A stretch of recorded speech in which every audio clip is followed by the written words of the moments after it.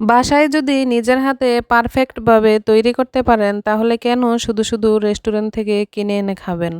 Hello everyone, আসসালামু আলাইকুম। সবাই কেমন আছেন? শরীফাস লাইফস্টাইলে আপনাদেরকে স্বাগতম। আজকে আপনাদের সাথে শেয়ার করতে যাচ্ছি রেস্টুরেন্ট স্টাইলে চিকেন ফ্রাই রেসিপি। আমি আগে একটা ভিডিও শেয়ার করেছি, শুধু ব্রেড ক্রাম দিয়ে আমি চিকেন ফ্রাইটা রেডি করেছিলাম বিয়েবাড়ির স্টাইলে। আজ আমি রেস্টুরেন্ট স্টাইলে চিকেন ফ্রাই রেডি করে দেখাবো। তো কিভাবে করতে হয় চলুন দেখা যাক। না টেনে সম্পূর্ণ ভিডিওটি দেখুন এবং আমার সঙ্গেই থাকুন। আমি এখানে 2 কেজি ওজনের ব্রয়লার মুরগি নিয়েছি। সবগুলো আমি লেগ পিস নিয়েছি, অন্য কোনো পিস নেইনি। লেগ পিসটা আমাদের বাসার সবাই খুব পছন্দ করে, তাই আমি এখানে শুধু লেগ পিস নিয়েছি। প্রথমে এখানে লবণ দিয়ে দিয়েছি পরিমাণ মতো। অবশ্যই মুরগি ধুয়ে পানি ঝরিয়ে নিতে হবে।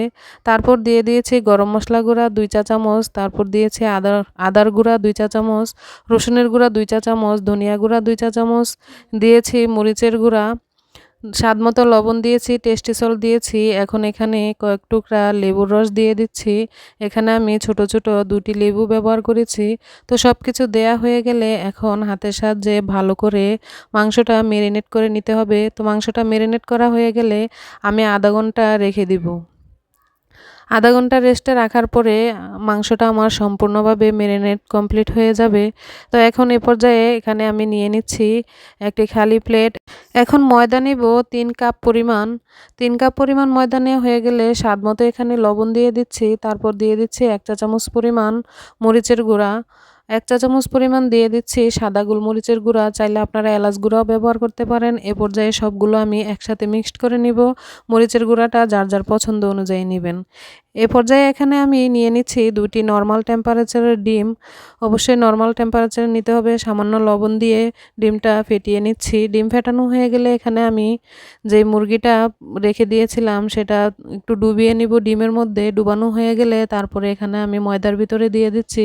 তো সম্পূর্ণ ময়দাটা উপরে নিচে এভাবে একটা লেয়ার দিতে হবে। তারপরে হাতের সাহায্যে চেপে চেপে নিতে হবে। খুব বেশি জোরে চাপ দেওয়া যাবে না, আলতো হাতে একটু চেপে চেপে নিব। তো এভাবে সম্পূর্ণ ময়দার মধ্যে সম্পূর্ণ মুরগিটা আমি চেপে একটু ঝাঁকিয়ে এক্সট্রা যে ময়দাটা আছে সেটা ফেলে দিচ্ছি। তো সবগুলো চিকেন আমি এভাবেই রেডি করে নিচ্ছি। তো আমার চিকেন রেডি হয়ে গিয়েছে। এখন আমি 5 মিনিটের জন্য আবার রেস্টে রেখে দেব। 5 মিনিট পর চুলার আঁচটা জ্বালিয়ে নিব। তারপরে একটি প্যান বসিয়ে প্যানটা গরম করে নিব। প্যানের মধ্যে আমি দিয়ে দিয়েছি নর্মাল রান্নার সয়াবিন তেল 250 গ্রাম পরিমাণ। তেলটা গরম হয়ে আসলে একটি একটি করে মেরিনেট করা মুরগি দিয়ে দিচ্ছি। তো খুব বেশি দেয়া যাবে না, একটু ফাঁকা রাখতে হবে।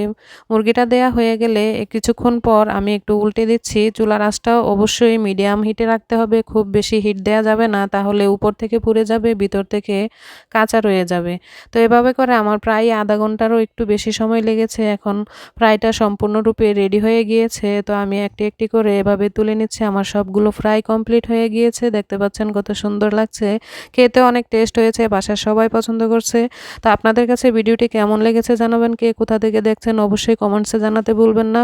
কোনো ভুল করে থাকলে ক্ষমা সুন্দর দৃষ্টিতে দেখবেন। বিদায় নিচ্ছি, আল্লাহ হাফেজ।